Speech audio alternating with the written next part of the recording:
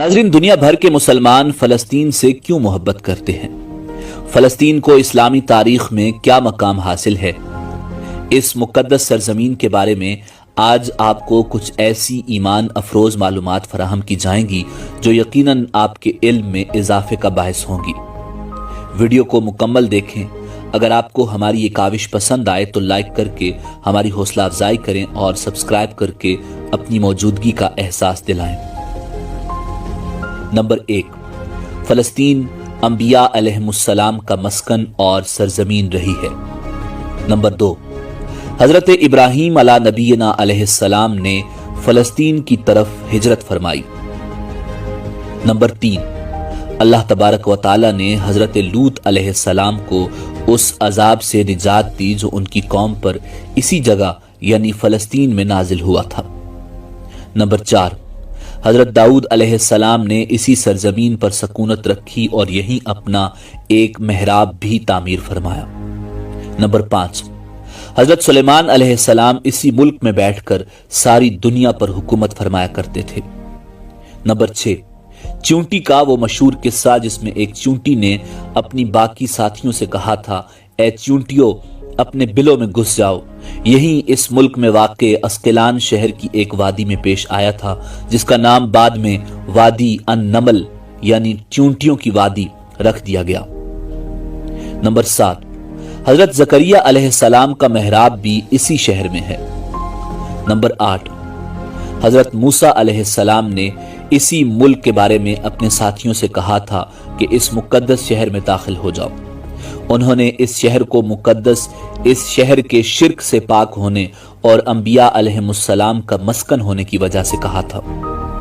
Number 9, इस शहर में कई मोजज़ात वक़ू पज़ीर हुए जिनमें एक कंवारी बीबी हजरत मरियम सलामुल्लाह अलैहा के बतन से हजरत ईसा अलैहिस्सलाम की विलादत मुबारका भी एक मौजज़ा है।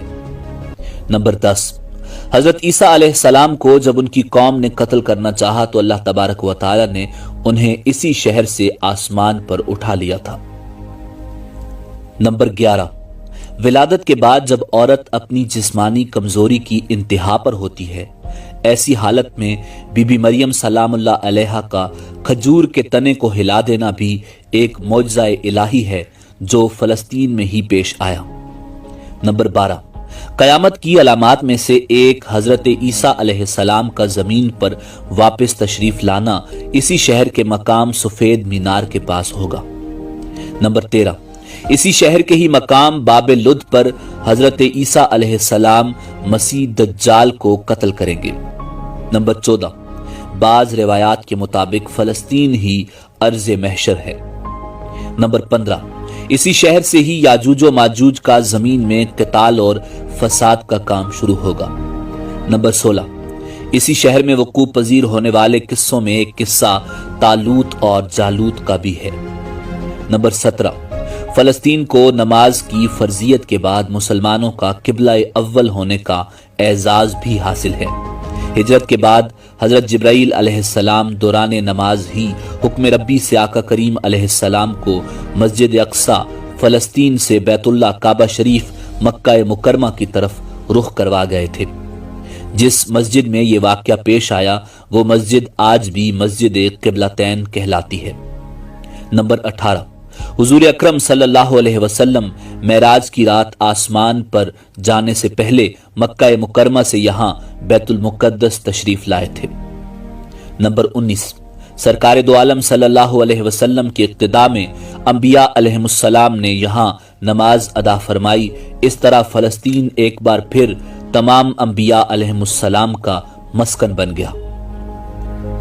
नंबर 20, सैयदना अबू ज़र रज़ी अल्लाह ताला अन्हु फरमाते हैं कि मैंने रसूलुल्लाह सल्लल्लाहु अलैहि वसल्लम से अर्ज किया कि ज़मीन पर सबसे पहली मस्जिद कौन सी बनाई गई?